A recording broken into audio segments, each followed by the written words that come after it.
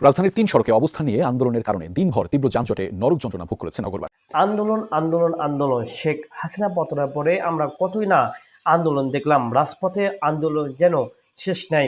বিভিন্ন সময় বিভিন্ন প্রেক্ষাপটে এই আন্দোলন করছে।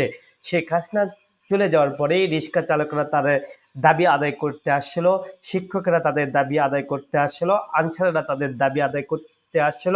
অর্থাৎ যে যে দাবি ছিল সব পূরণের জন্য কিন্তু রাজপথে নেমেছিল।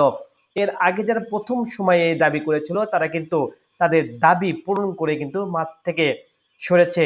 তারপরে আমরা অনেক দাবি দেখেছি, পরে কিন্তু পুলিশ কিন্তু তাদেরকে, আন্দোলনকারীদেরকে সরে দেওয়ার জন্য চেষ্টা করেছেন। অর্থাৎ সেসব কিন্তু দাবি পূরণ হয়নি। শিক্ষার্থীরাও আন্দোলন করেছিল, অনেক দাবি দাবি যেন শেষ নেই, রাজপথ সব সময় গরম থাকে এমনটাই দেখেছি।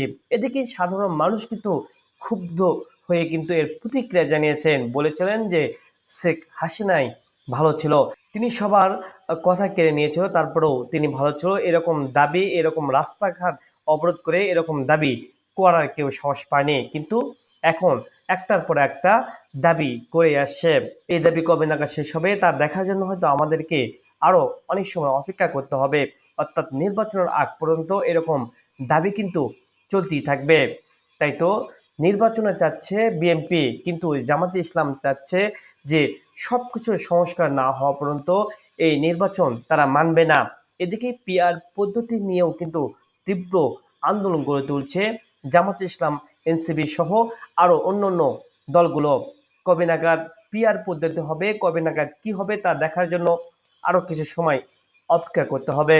শিক্ষার্থীরাও দাবি করছেন, কারণ শিক্ষার্থীদের বিভিন্ন সময় বিভিন্ন দাবি থাকে, তা পূরণ এখনই করতে হবে, না করলে তারা তীব্র থেকে তীব্রতর আন্দোলন গড়ে তুলছে। ইতিমধ্যে পুলিশ এবং সেনাবাহিনীর যৌথ লাঠিচার্জ করে, তখন তাদের আন্দোলন আরো তীব্রতর হয়ে ওঠে।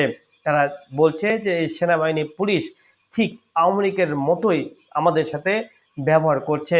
তারা যে রাজপথ থেকে সাধারণ মানুষকে সরিয়ে দেওয়ার জন্য, অর্থাৎ রাজপথ ফাঁকা করার জন্য, সাধারণ মানুষ যেন চলাফেরা করতে পারে এই ব্যবস্থা করছে, কিন্তু শিক্ষার্থীরা বলছে ঠিক আওয়ামী লীগের মতনই তারা আচরণ করছে।